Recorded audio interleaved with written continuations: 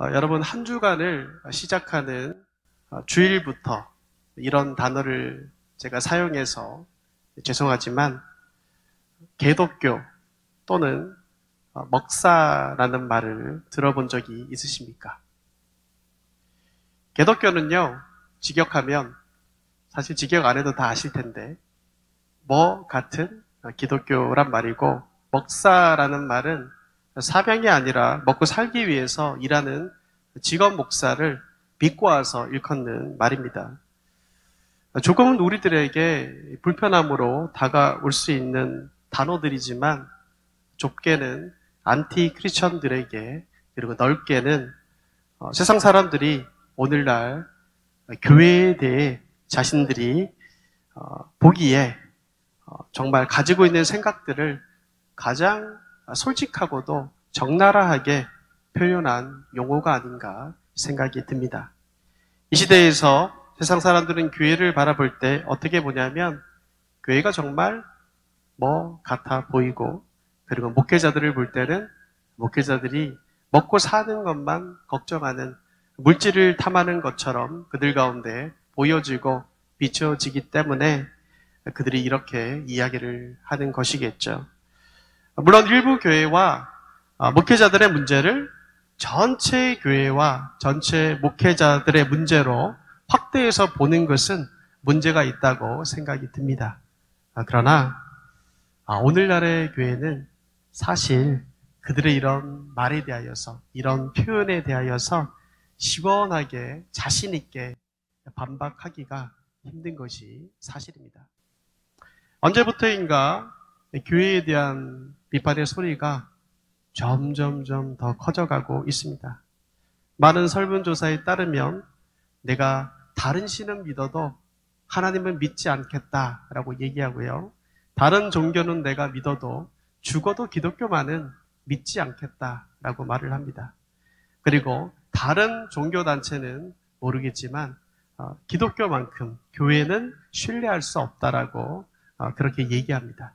그만큼 기독교, 교회에 대한 반감이 굉장히 심하다는 것을 우리는 알 수 있습니다. 왜 이렇게 되었을까요, 여러분? 사실 제가 어릴 적만 해도 목사라는 어떤 우리집을 받은 사람에 대해서 세상에 이렇게 냉정하게 본 적은 없었던 것 같아요. 그래도 목사하면 제가 어릴 때만 해도 존경받는 사람이었고, 윤리적으로나 도덕적으로 그래도 모범이 되는 사람이다라는 인식이 있었던 것 같은데, 요즘에는 그렇지 않죠. 목사하면 이 세상 사람들이 뭐 존경할 수도 있지만 사기꾼이다 이렇게 생각할 정도로 굉장히 인식이 좋아지지 않았는데, 교회가 왜 이렇게 됐을까요? 교회가 비판을 받고 있고, 그에 따라 우리가 믿는 주님도 모욕을 당하고 있는 이 슬픈 현실을 우리가 어떻게 바라봐야 할까요? 무엇이 오늘날의 교회를 이렇게 비참하게 만든 것일까요? 여러 가지 이유들이 그 가운데 있겠지만, 저는 오늘날 교회가 이렇게 비판받는 이유는 교회가 가져야 할 고유한 맛을 생각합니다. 예수님께서는 산상수훈의 설교 가운데 이 팔복에 관한 말씀을 하신 다음에요, 바로 연이어서 어떤 말씀을 하셨냐면 이렇게 말씀하셨습니다. 마태복음 5장 13절 말씀을 보시면 이렇게 얘기합니다. 너희는 세상의 소금이니 소금이 만일 그 맛을 잃으면 무엇으로 짜게 하리요? 후에는 아무 쓸데없어 다만 밖에 버려져 사람에게 밟힐 뿐이니라. 예수님께서는 오늘날 교회와 또 몸된 교회를 이루고 있는 우리 각자에게 뭐라고 말씀하셨냐면, 너희는 세상의 소금이다 라고 얘기하셨습니다. 그렇게 말씀하시면서 그 소금이 가지고 있는 그 특별한 맛, 그 고유한 맛을 너희가 잃어버리면 세상 속에서 버림을 받고 짓밟힘을 당할 것을 말씀하셨습니다. 그리고 실제로 오늘날 교회는 그 현실을 맞닥뜨리고 있습니다. 그 맛을 잃어버렸고 세상에서 짓밟히고 있습니다. 우리에게 잃어버린 그 고유함, 다른 말로 하면 잃어버린 교회의 본질은 무엇일까요? 저는 오늘 여러분과 함께 우리가 잃은 그 특별한 맛이 무엇인지, 그 고유한 맛이 무엇인지, 또 다시금 우리가 회복해야 될 그 맛이 무엇인지에 대해서 룻기서 말씀을 통하여서 함께 고민해 보고자 합니다. 룻기서 말씀은 사실 얘기를 많이 나눴어요. 그래서 다 아실 텐데, 룻기서 말씀은 한 가정에 찾아온 비극적인 사건으로 시작되고 있습니다. 때는 1절에 나오는 것처럼요, 사사들이 치리하던 시대, 곧 사사시대입니다. 여러분, 사사들이 다스리는 시대는 구약시대 가운데 이스라엘의 역사 속에서 가장 영적으로 어두웠던 시기였다라고 생각하시면 됩니다.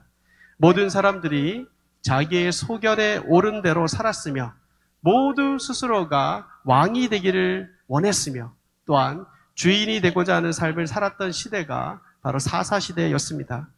그렇기 때문에 영적으로나 윤리적으로나 도덕적으로나 사회적으로 선한 것을 거의 찾아볼 수 없는 시대가 바로 사사시대였습니다. 바로 그러한 영적으로 모든 것이 무너진 그 시대 가운데 룻기서 기자는 베들레헴에 살고 있는 한 가정을 주목합니다. 그 가정은 엘리멜렉의 가정입니다. 성경에 이름이 기록된 것처럼 아빠의 이름은 엘리멜렉이죠. 그리고 엄마의 이름은 누구죠? 엄마의 이름은 나오미이고, 그리고 그들 사이에는 살아가는 두 아들이 있었는데 말론과 기럝이란 아들이 있었습니다. 이렇게 네 명은 한 가족을 이루어가지고 어디에 살고 있었죠? 베들레헴, 그렇죠? 베들레헴이란 작은 마을에 그들은 살고 있었습니다. 그런데 어느 날 이 베들레헴에 환란이 닥쳐왔습니다. 그것은 바로 1절에 나오는 것처럼 흉년이 그 마을에 찾아온 겁니다. 흉년. 그래서 이 가족이 한 것이 뭐냐면 요단강 건너편에 있는 모압으로 이주하는 것이었습니다. 1절 말씀을 제가 한번 다시 읽어드리겠습니다. 사사들이 치리하던 때에 그 땅에 흉년이 드니라. 유다 베들레헴의 한 사람이 그의 아내와 두 아들을 데리고 모압 지방에 가서 거류하였는데 라고 얘기합니다. 여러분 1절 하반절에 주목해 주시기 바랍니다. 뭐라고 얘기하냐면요, 그들이 모압 지방에 뭐 했다라고 얘기하죠? 거류란 단어를 쓰죠. 거류했다라고 말하고 있습니다. 여러분, 거류란 말은요, 임시적으로 체류했다는 뜻이에요. 그러니까 영원히 살기 위해서 정착했다는 뜻이 아니고요, 임시적으로, 한시적으로 기간을 두고 잠깐 그곳에 있으려고 했다라는 뜻입니다. 지금 베들레헴에 흉년이 너무 심하니까 잠시 그 상황을 모면하기 위해서, 피하기 위해서 나중에는 무슨 생각이 있는 거예요? 다시 베들레헴으로 이 상황을 조금 피한 다음에 베들레헴으로 돌아가야지 하는 마음으로 모압에 잠시 체류하고 있었다는 것입니다.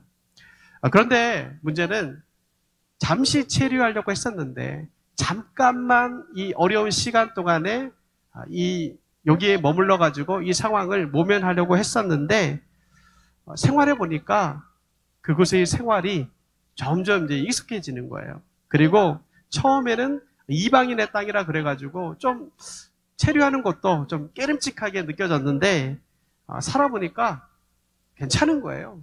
똑같은 사람들이 살고 있고 나쁘지 않네 이런 생각이 드는 거죠. 그래서 어떻게 합니까? 2절에 보면 이렇게 나오죠. 그 사람의 이름은 엘리멜렉이고요. 그의 아내 이름은 나옴이고 두 아들의 이름은 말론과 기럝인데요. 여기 보면 유다, 베들레헴, 에브라 사람들이더라. 그 다음 말이 중요하죠. 그들이 모압 지방에 들어가서 거기 살더니라고 얘기합니다. 거루하였는데 란 단어가 2절에 보면 살더니로 바뀌어버렸죠. 이 말이 무슨 뜻인가요? 이것은 처음에는 모압에 오랫동안 살 생각이 없었어요. 그냥 그런데 살다 보니까 마음이 바뀌어버렸다는 거예요. 마음이 바뀌어가지고 그곳에 정착했다는 뜻입니다. 처음에는 잠시 체류할 목적으로 왔는데 막상 그곳에 살아보고 생활해보니까 나쁘지 않은 거예요. 그래서 쉽게 말하면 영주권을 신청해가지고 그 땅에 영원히 살기로 결정을 한 것입니다. 그런데 문제는 그들이 그런 결정을 하고 모압 땅에 살고자 했을 때에 그 가정에 큰 환란이 닥쳐옵니다. 3절은 이렇게 시작됩니다. 나오미의 남편 엘리멜렉이 죽고라고 얘기하죠. 거기 살더니라는 단어가 등장한 직후인 3절 말씀에 엘리멜렉은 죽습니다. 여기서 한글 성경에는요, 보이지 않은 접속사가 원어에는 있습니다. 원어를 보시면 그건 뭐냐면 그때란 단어가 있습니다. 그들이 거기 머물렀더니 그때에 엘리멜렉이 죽었다, 이런 식으로 표현되고 있는 것이죠. 정리해 보면 거류에서 잠깐 내가 머물러야지라는 생각했던 마음에서 이제 이민으로 영원히 내가 살아야지라는 마음으로 바뀌고 결정하는 그때에 엘리멜렉이 얼마 지나지 않아서 죽었다라는 것입니다. 그런데 그런 비극이 안타깝게도 우리가 잘 아는 것처럼 거기서 끝나지 않죠. 남편만 죽은 것으로 끝나지 않습니다. 남편이 죽었지만 이 나오미는요, 그 땅에 남아가지고 최선을 다해 생활을 했던 것 같아요. 두 아들을 최선을 다해서 키웠습니다. 그리고 그곳에서 사랑하는 아들들을 비록 이방 여인들이지만 모압 여인들에게 장가를 보냈습니다. 그래가지고 아마도 그때는 작은 소망이 그녀에게 보였을 겁니다. 비록 나오미는 남편과는 사별했지만 이제 조그만 시간이 지나면 우리 사랑하는 두 아들이 결혼을 했으니까 손자, 손녀가 태어나서 그 엘리멜렉의 가문을 이을 것이라는 작은 소망이 그녀 가운데 분명히 있었을 겁니다. 그런데 그만 거기에 거주한 지 10년쯤 되었을 때에 결혼까지 한 두 아들이 다 죽어버렸죠. 결과적으로 베들레헴에 이주해온 네 식구 가운데 단 한 명인 나오미만 빼고 다 모압 땅에서 죽었습니다. 살려고 사실 모압으로 왔는데, 살려고 베들레헴을 떠나가지고 모압으로 왔는데 차디탄 죽음의 슬픔과 비참한 혈신만이 나오미를 감싸고 있었습니다. 이처럼 룻기는요, 한 가정의 비극적인 이야기로 시작되는데, 우리가 오늘 여기서 제가 지금 상황을 다 설명을 드렸으니까 이 상황 가운데서 생각해 보아야 할 질문이 한 가지 있습니다. 제가 여러분에게 질문을 던져볼게요. 나오미가 왜 이렇게 비참한 현실을 맞이하게 된 걸까요? 왜 엘리멜렉의 집안은 이토록 비참하게 몰락한 것일까요? 여러분은 이 질문에 대하여서 어떤 답을 하시겠습니까? 이 질문에 대하여서 사실은 대부분의 설교자들과 많은 설교자들은 엘리멜렉과 두 아들이 갑자기 죽은 것은 그들이 약속의 땅이었던 가나안을 떠나가지고 이방 땅으로 이주했기 때문에 그들이 그런 심판을 받은 것이다 라고 이야기를 많이 합니다. 이러한 해석은요, 사실 신학적으로 어느 정도 공감을 할 수 있는 충분한 근거가 있습니다. 여러분, 이스라엘 백성들에게 땅이란 굉장히 중요한 의미를 가지고 있어요. 고대 사회에는 오늘날과 같은 도시 사회가 아닙니다. 고대 사회에서 나라와 부족은 곧 신앙 공동체의 성격을 가지고 있었습니다. 그렇기 때문에 오늘날에는 이 마을에서 저 마을로 이사하는 게 자유롭죠. 마음대로 할 수 있어요. 그러나 당시에는 이렇게 하나님이 주신 땅 가나안에서 다른 이방인의 땅으로 가는 것은 신앙 공동체를 떠나는 것이고 하나님의 통치를 벗어나겠다라는 의도가 그 가운데 숨겨져 있을 수도 있고 또 신앙적인 손실을 각오해야 하는 상당히 위험한 일이었습니다.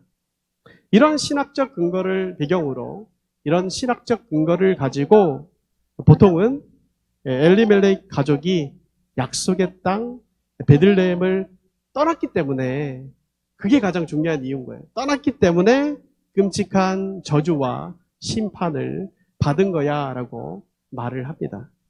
그리고 적용도 연이어서 이렇게 많이 얘기하죠. 아무리 출석하고 있는 교회가 힘들어도 교회에서 영적인 공급을 잘 주지 못해도 또 심지어 교회가 상처를 주고 실망을 줘도 그리고 교회는 하나님께서 너에게 주신 약속의 땅이기 때문에 절대 떠나면 안 된다라고 얘기합니다. 그리고 떠나면 이 엘리멜렉의 가족처럼 하나님의 큰 심판과 저주를 받을 거야 라고 적용하면서 이야기하는 분도 적지 않습니다.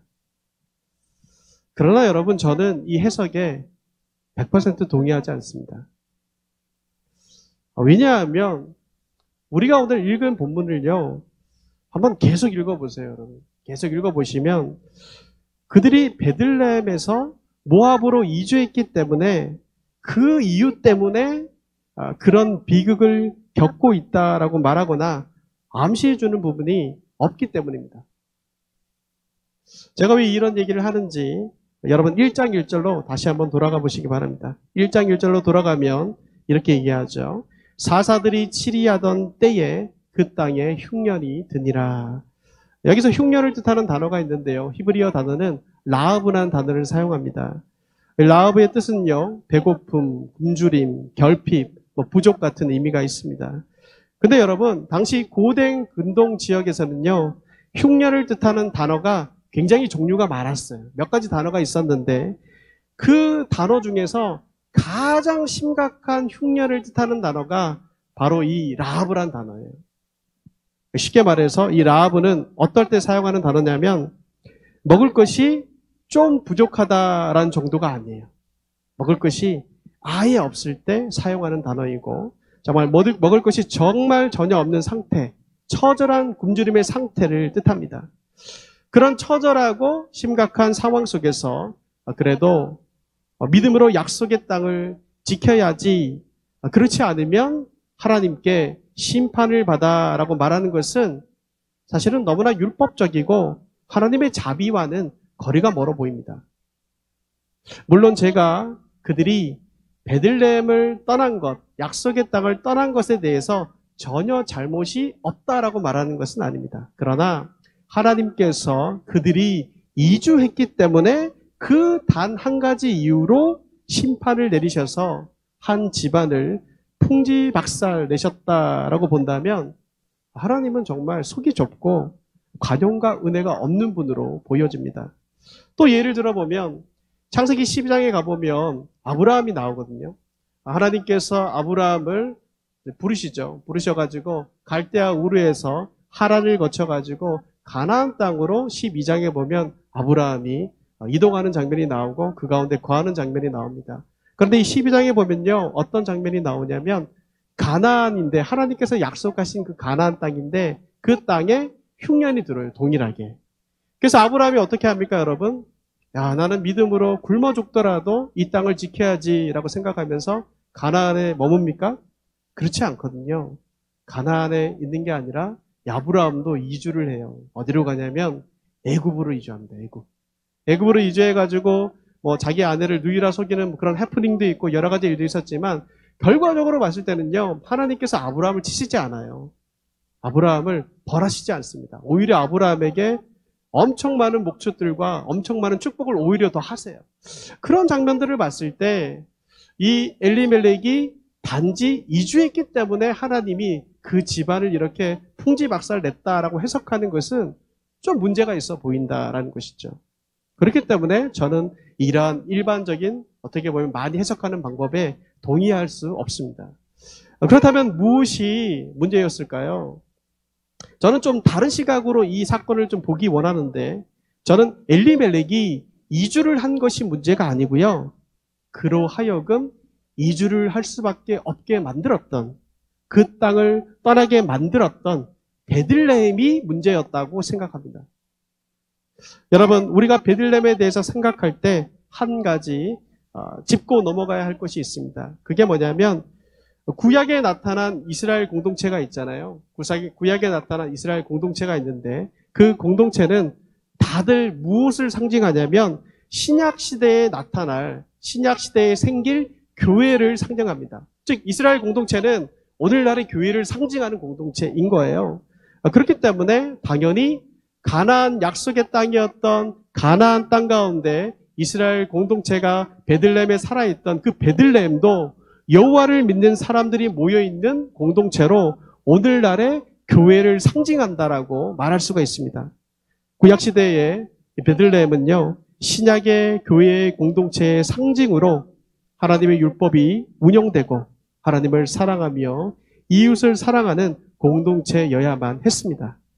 그런데 룻기를 보면 그 신약의 교회의 모형을 상징하는 그 베들레헴에 어떤 일이 일어났습니까? 그 베들레헴에 흉년, 기근이 들었다라고 이야기를 하고 있습니다. 그런데 여러분, 흉년이란 것이 성경에선 굉장히 독특하게 사용된다는 것이죠. 보통 흉년은 성경에서 하나님의 징계의 모습으로 나타날 때가 많습니다. 여러분, 하나님께서 아브라함에게 약속을 하셨죠. 너 자손에게, 너 이제 후손들에게 약속의 땅을 주겠다라고 얘기하셔가지고 나중에 이제 가나안 땅에 그들이 들어가게 되는데, 흔히 우리는 가나안 땅을 뭐라고 표현하냐면 젖과 꿀이 흐르는 땅이라고 얘기하잖아요. 근데 여러분, 실제로 그렇지 않습니다. 젖과 꿀이 흐르는 땅이라 가지고 뭐 씨앗만 뿌리면 모든 게 잘 자라고 뭐 목축도 잘할 수 있는 그런 땅이라고 생각이 들 수 있는데 실제로는 그렇지 않습니다. 실제로 이 가나안 땅은요, 대부분의 영토가 산지로 이루어져 있고 애굽에는 나일강이라는 큰 강이 있잖아요. 그런데 여기는 큰 강이 없기 때문에 사실 농사를 짓고 목축을 하기에는 결코 좋은 땅이 아닙니다. 그래서 그들이 농사와 목축을 잘 하기 위해서는 꼭 하나님께서 이 계절에 따라 보내어 주시는 이른 비와 늦은 비에 의지해야만 했습니다. 쉽게 말해서 하나님께서 때를 따라 주시는 비가 없으면 어떻게 되는 거예요? 그 해는 농사도 망하고 목축도 망하는 거예요.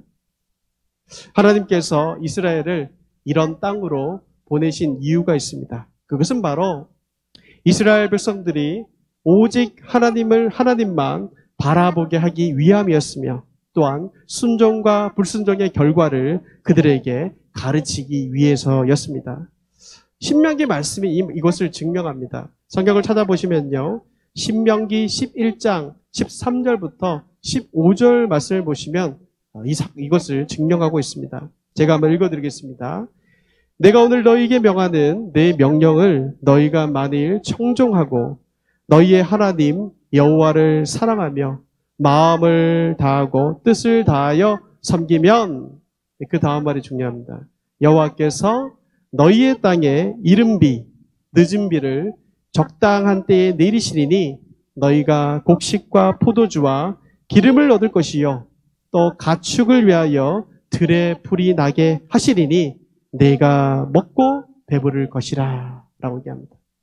즉 너희가 가나안 땅에 들어갈 건데 너희가 가나안 땅에서 뭐 농사도 짓고 목축도 짓고 삶을 살아가기 위해서 무언가를 할 텐데 그 모든 것이 잘 되는 것은 어디에 달려 있다는 거예요? 하나님께 달려 있다는 거예요. 너희가 말씀 가운데 순종하고 하나님을 예배하고 하나님을 쫓아 살아가면 하나님께서 때에 따라 이른 비와 늦은 비를 주셔서 너의 농사가 잘 될 것이고 너의 목축이 잘 될 것이다라고, 그런 복이 있을 거다라고 하나님이 얘기하셨다는 것이죠. 그런데 반대로 여호와의 명령을 청종하지 아니하고 하나님을 사랑하지 아니하고 그분을 마음을 다해 섬기지 않으면 어떻게 됩니까? 16절부터 17절을 보면 반대 얘기가 나옵니다.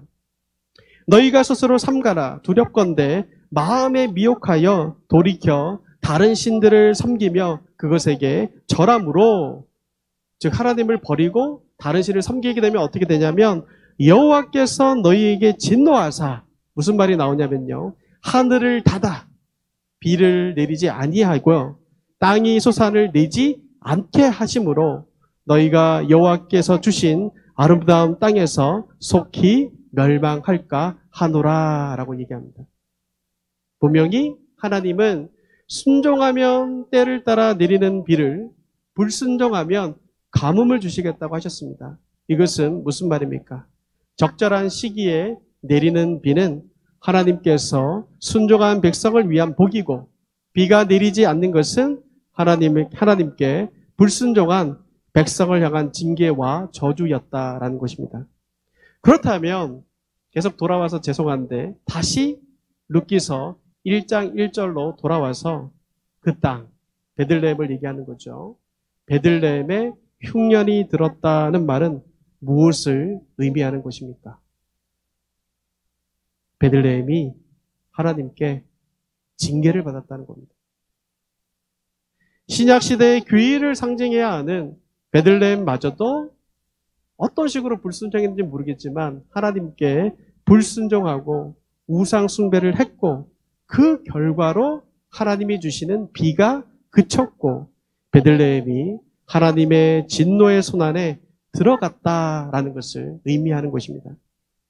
그런데 여러분, 우리가 잘 아는 것처럼 베들레헴이라는 지명은 특별한 뜻과 의미를 지니고 있습니다. 베들레헴은 집을 의미하는 베이트와 빵 혹은 떡을 의미하는 레헴의 합성어입니다. 그래서 떡집이라는 의미를 가지고 있죠.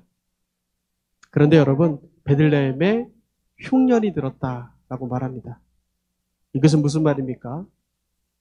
떡집에 떡이 없다라는 말입니다. 여러분, 떡집에 떡이 없는데 사람들이 떡집 가운데 있을 수가 있습니까? 떡이 없어 떡집을 떠나는 사람들을 무작정 그들의 잘못이라고 우리가 얘기를 하고 비난하고 비판할 수 있을까요? 루키서 1장을 아무리 보아도 사실 엘리멜릭이나 말론, 기련이 특정한 죄를 지었다는 표현은 나오지 않습니다. 그들은 단지 생존을 위해 모압으로 간 것이고요. 성경은 그들의 죽음을 역사적 사실로만 평이하게 기술하고 있지 어떤 죄의 결과로 이들의 죽음을 평가하고 있지 않습니다. 진짜 문제는요, 그들이 떠났다, 이주했다라는 게 문제가 아니라 그들이 떠날 수밖에 없게 만들었던, 이주할 수밖에 없게 만들었던 떡집에 떡이 없었다는 것. 즉 하나님이 계셔야 될 거룩한 땅 베들레헴에 하나님이 없었다는 것이 문제가 됩니다. 여러분, 떡집에 떡이 없다는 것을 오늘날 우리 시대로 이 표현을 가져오면 어떤 의미로 우리가 해석할 수 있을까요? 떡집에 떡이 없다. 안타깝지만 이러한 이야기, 떡집에 떡이 없다라는 것은 어쩌면 오늘날 교회에 대한 선언이 아닌가 생각이 듭니다.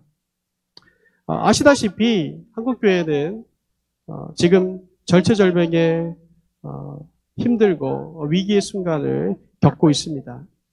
한때 대한민국 인구 4분의 1이 크리스천이다, 기독교인이다 라고 말할 정도로 한국교회는 엄청난 양적인 부흥을 경험한 적이 있었습니다.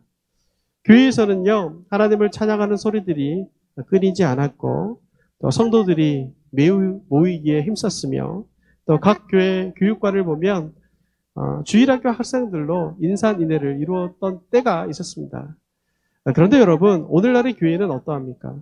언제가부터 그렇게 뜨겁게 그리고 헌신적으로 신앙생활을 했던 많은 신자들이 일련의 사건들을 경험하면서 참 많이 교회를 떠났습니다.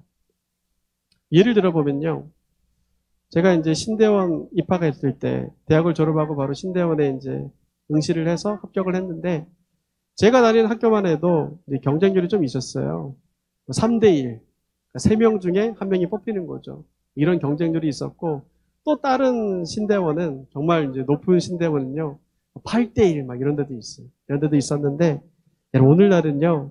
어떤 줄 아세요? 대부분의 신대원이 다 미달입니다. 그만큼 크리스천들의 숫자가 줄었다는 것이고 하나님의 사역자로 헌신하고 그런 부름을 받고 결심을 한 사람이 굉장히 적다는 것을 의미하죠. 이것뿐만이 아니죠. 오늘날에 보면 주일학교가 없는 교회가 굉장히 많습니다. 모든 교회 가운데 반 이상은 주일학교가 없습니다. 옛날에 우리가 봤던 그 교회의 모습이 아닌 거죠. 너무나 많은 사람이 교회를 떠났습니다. 이런 현상을 대표적으로 보여주는 예가요. 가장 큰 예가 가나안 성도입니다. 가나안은 안 나가라는 말을 거꾸로 한 거죠. 거꾸로 한 것으로 이들은 하나님을 믿어요. 하나님을 믿지만 교회는 속하지 않겠다라는 분들입니다. 신앙은 갖고 있지만 교회의 공동체에 다시 들어가지 않겠다라는 분들입니다. 그분들이 왜 이런 결정을 하게 된 것입니까? 그것은 교회가 보이고 있는 이중성 때문입니다. 겉만 번지를 하지 속을 들여다보면 더러운 냄새가 나는 교회의 안타까운 현실을 보고 실망하여 신앙은 유지하지만 교회는 떠나는 것입니다. 그런 가난한 교인들을 보면서 저와 여러분은 어떤 생각을 합니까? 교회에서 헌신하고 수고하고 신앙생활을 하는 분들의 입장에서 볼 때 자기의 편의대로 신앙생활을 하는 듯한 그들에 대해 못마땅한 생각들을 우리가 할 수가 있습니다. 그러나 여러분, 그 전에 왜 그들이 그런 선택을 할 수밖에 없었는지 먼저 우리는 생각해 보아야 합니다. 그것은 바로 오늘날의 교회 안에 진짜 떡이 있느냐 아니면 떡이 없느냐입니다. 여러분, 왜 무수히 많은 사람들이 교회를 떠납니까? 왜 수많은 사람들이 교회를 향한 비판의 소리를 멈추지 않습니까? 그것은 바로 떡을 가져야 될 떡집이 떡을 가지고 있지 않기 때문입니다. 화려한 떡집 간판은 달려있을지 모르겠지만 막상 들어와가지고 보면 막상 떡을 먹으려고 들어와 보면 진짜 떡을 주지 못하고 다른 것만 주거나 다른 냄새만 풍기고 있는 떡집에 떡이 없는 것이 가장 큰 문제라는 것입니다. 그렇다면 우리는 생각해 보아야 됩니다. 오늘날 교회가 잃어버린 그 떡은 과연 무엇일까요? 저는 여러분과 두 가지 우리가 잃어버린 떡에 대해서 이야기해 보고자 합니다.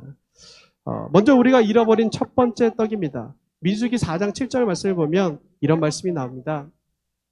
진설벽의 상에 청색 보자기를 펴고 대접들과 숟가락들과 주발들과 붓는 잔들을 그 위에 두고 또 항상 진설하는 떡을 그 위에 두고라고 얘기합니다. 여러분, 이 민수기 말씀은 성막 안에 이 빛이 되어 있는 한 떡에 관해서 이야기를 하고 있어요.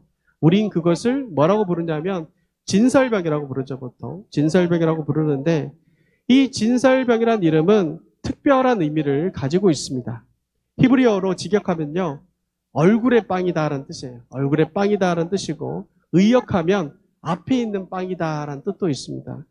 그래서 이 떡은요, 정리해보면 무슨 뜻이냐면 하나님의 얼굴 앞에서라는 뜻도 있고요, 그리고 하나님 앞에서라는 독특한 의미를 지니고 있습니다. 그렇다면 이 진설병, 이 떡이 없는 성막을 오늘날로 표현한다면 어떻게 말할 수가 있을까요? 바로 하나님의 임재가 없는 공동체입니다. 여러분, 베들레헴에 떡이 없다는 건요, 성막에서 하나님의 얼굴을 발견할 수 없다는 말이고, 오늘날 교회에서 하나님의 임재를 경험할 수 없다는 말입니다. 여러분, 오늘날의 교회가 잃어버린 것 중에 하나가 이 하나님의 임재라고 생각이 듭니다. 저는 이것에 대해서 다른 말로 표현하자면 예배에 대한 감격이라고 표현하고 싶습니다. 정말 여러분, 예배를 드리면서 우리가 공동체 안에서 어떠한 모임을, 예수 그리스도의 이름 안에서 어떠한 모임을 가지면서 정말 하나님의 임재를 체험하고 경험한 적이 언제였습니까? 살아계신 하나님 앞에 예배를 드리면서 가슴이 벅차 올라 주체할 수 없는 그런 전율을 느낀 적이 언제이십니까? 멀리 갈 것도 없이 우리가 속한 공동체는 지금 어떠합니까? 정말 우리 베들레헴 공동체는 하나님의 임재가 충만하게 나타나고 있습니까? 놀라운 하나님의 임재, 하나님의 영광, 위대하신 하나님의 역사, 사람이 변화되고 기적과 이적이 나타나 전혀 새로운 사람으로 되는 일이 우리가 속한 교회 가운데 그러한 일들이 일어나고 있습니까? 아니면 혹시 우리 교회도 하나님을 찾아볼 수 없고 하나님의 임재를 느끼기가 너무나 어려운 그런 기근 가운데 있지는 않습니까? 제가 답을 줄 수 없고요. 여러분 개인이 가장 잘할 거라고 생각이 듭니다.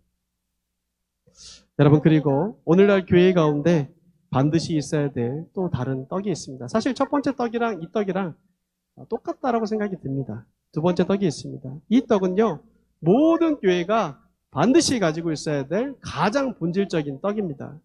신약 성경을 한 곳 우리가 보도록 하겠습니다. 요한복음 6장 35절 말씀입니다. 요한복음 6장 35절 말씀 제가 읽어드리겠습니다. 예수께서 이르시되 나는 생명의 떡이니 내게 오는 자는 결코 줄이지 아니할 터이요 나를 믿는 자는 영원히 목마르지 아니하리라. 예수님께서는 이제 요한복음에서 특별히 예수님께서 나는 뭐다 이런 식으로 이제 설명을 많이 하셨거든요. 얘기를 많이 하셨는데, 근데 여기에서 뭐라고 얘기하시냐면 자기 자신을 가리켜서 나는 생명의 뭐라고 얘기하죠? 떡이라라고 소개하고 계십니다. 그렇다면 너무 쉽죠. 교회 안에 반드시 있어야 될 그 떡은 무엇이겠습니까? 바로 예수 그리스도입니다. 어떤 분들은 이 말을 들으셨을 때 아니 교회가 예수님이 있는 건 너무나도 당연한 게 아닙니까? 목사님 농담하십니까? 뭐 이렇게 말씀하실지 모르겠습니다. 그런데 여러분 정말 솔직하고 진지하게 생각해 봐야 됩니다. 교회 안에 정말 생명의 떡이신 예수님이 계신가 그 말입니다. 여러분 구약 성경을 보면요. 이스라엘 백성들은요. 늘상 하나님과 함께하고 그분을 예배한다고 그들은 생각했어요. 정말 어마어마한 재물을 드리면서까지 나의 시간과 물질을 다 드리면서까지 난 하나님 앞에 예배한다. 성전에 가면 하나님이 계시다라고 그들은 생각하고 열심으로 종교 생활을 했습니다. 그래서 그들은 하나님은 늘 그들과 함께 있다라고 생각했습니다. 그런데 여러분 이건요 그들만의 심각한 착각이었습니다. 이사야서 말씀이나 예레미야서 말씀을 보시면 하나님은 뭐라고 얘기하시냐면 그런 그들을 향하여서 난 너희를 모른다라고 하셨고 그리고 너희 예배를 받지 않는다라고 하셨고 그들의 예배 가운데 나는 없다라고 얘기하셨습니다. 하나님이 그들 가운데 함께하지 않았다라는 것입니다.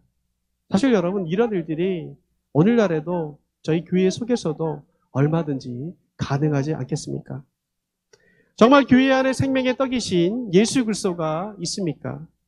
예수 그리스도의 살아계신 그 복음이 저희 교회를 붙들고 있습니까? 교회 안에 생명 대신 예수 그리스도를 경험하고 또한 교회가 그것을 붙들고 있습니까? 안타깝게도 오늘날의 교회는 예수 그리스도라는 이 생명의 떡, 본질을 잊어버린 채 다른 곳에 더 집중하는 것처럼 보여집니다. 다른 프로그램, 다른 화려한 시설, 뭐 좋은 주차장, 아니면 공동체 가운데 펠로우십, 아니면 설교의 기술, 이런 것들이 안타깝게도 예수 그리스도를 나타내는 복음보다 더 앞설 때가 있다는 거예요. 무늬만 화려하고 정작 교회 안에 핵심인, 중심인, 알맹이가 되셔야 될 예수 그리스도가 빠져있는 경우가 있다는 거예요. 생명의 떡의 굶주린 배고픈 이들에게 정말 오늘날의 교회가 과연 먹을 떡을 전하고 있을까요? 영혼을 타는 듯한 갈증을 느끼며 찾아오는 이들에게 그 영원한 목마름을 영원히 해결하실 한여름의 생수와 같은 예수 그리스도를 보여주고 있는 걸까요? 모든 사람들에게 진심으로 필요한 것은 예수 그리스도이신데 복음의 소식인데 다른 것에만 집중해서 다른 것만 주고 있으면서 우리는 좋은 교회입니다 라고 안심하고 있진 않을까요? 여러분 오늘날도요 사람들이 예수 그리스도를 부정하는 것처럼 보이지만 사람들은요 진심으로 하나님을 만나고 싶어하고 예수님을 진심으로 만나고 싶어합니다. 왜냐하면 예수님을 만날 때 하나님을 만날 때 자기 영혼 가운데 깊이 있는 목마름들과 그 갈증들이 해결될 수 있기 때문에 그래요. 그들도 하나님을 경험하기를 원합니다. 교회 공동체 안에 들어와서 하나님을 만나고 하나님의 인도하심을 받고 새롭게 한 주를 살아낼 힘과 은혜를 받고 싶어합니다. 그런데 교회가 그 진정한 떡을 제공해 주지 못했던 것입니다. 사람들의 영혼의 굶주림을 가지고 찾아왔는데 정작 그 영혼을 채울 수 있는 예수 그리스도를 교회 가운데 만나지 못한 것입니다. 그래서 결국 많은 이들이 교회를 떠나고 또 교회 밖에서 교회를 비난하고 욕하는 것입니다. 그렇다면 이 시대 떡집, 교회가 해야 하는 것이 무엇이겠습니까? 교회 안에 이 잃어버린 떡을 다시 회복하고 찾아야 합니다. 베들레헴을 떠나와 모든 것을 잃어버린 나오미, 찢어지는 가슴과 텅 빈 마음을 가지고 절망 가운데 있던 나오미, 더 이상 살아갈 소망도 없고 삶의 희망도 없던 나오미, 그래서 이제 모든 것을 놓고 삶을 포기할까라는 위험한 생각도 할 수 있는 바로 그때, 그 순간에 그녀에게 소망을 주고 그녀에게 한 줄기 빛과 같은 소식이 들려옵니다. 1장 6절 말씀 상반절을 보면 이렇게 얘기하죠. 여호와께서 자기 백성을 돌보시사 그들에게 양식을 주셨다. 이 소식은 절망과 탄식의 자리에 있었던 나오미를 일으켰습니다. 그래서 그들이 어떻게 합니까? 6절 하반절에 보면 이렇게 얘기하죠. 이에 두 며느리와 함께 일어나 모압 지방에서 돌아오려 하여 라고 말합니다. 떡이 없는 떡집이었던 베들레헴에 다시 생명의 떡이 들어왔을 때 나오미는 즉각적으로 반응합니다. 떡이 없어 나온 떡집 베들레헴으로 다시 돌아가자라고 말입니다. 저는 이 회복의 역사가 다시금 교회에서도 나타나기를 소망합니다. 말씀을 준비하면서 룻기서는 사실 저희 교회 가운데 굉장히 특별한 말씀이죠. 룻기서에 나오고 있는 지명이 베들레헴이잖아요. 그래서 베들레헴에 기근이 들었다, 흉년이 들었다는 이 말씀이 떡집에 떡이 없다라는 이 말씀이 남일처럼 느껴지지 않았습니다. 여러분, 세상의 다른 여러 교회를 말하기 전에 저희 공동체는 어떠한가, 저희 교회는 어떠한가를 생각해 봐야 될 것입니다. 정말 베들레헴이란 이름에 부끄럽지 않게 걸맞는 하나님이 주시는 풍성한 은혜의 떡을 저희 교회가 가지고 있습니까? 베들레헴 교회에 오면 하나님을 체험하며 예배의 감격을 느끼며 하나님의 임재 가운데 사로잡히는 예배를 드릴 수가 있습니까? 제일 중요한 것이죠. 저희 베들레헴 교회는 다른 그 어떤 것보다 생명의 떡이신 예수 그리스도께서 살아 계십니까? 그 영원한 생명의 떡이신 예수님이 살아있는 교회가 되기를 간절히 원합니다. 그리고 생명의 떡이신 예수님을 전하는 교회로 우리가 살아가기를 소망합니다. 여러분, 이 떡들을 잃어버리지 않는 저와 여러분이 되기를 바랍니다. 그리하여 앞으로도 우리 영원한 떡이신 예수 그리스도를 자랑하는 교회, 그리고 전하는 교회, 그리고 그 떡으로 말미암아 죽었던 영혼이 소생케 되는 귀한 교회로 쓰임받는 저희 베들레헴 교회가 되기를 간절히 기도합니다. 함께 기도하겠습니다.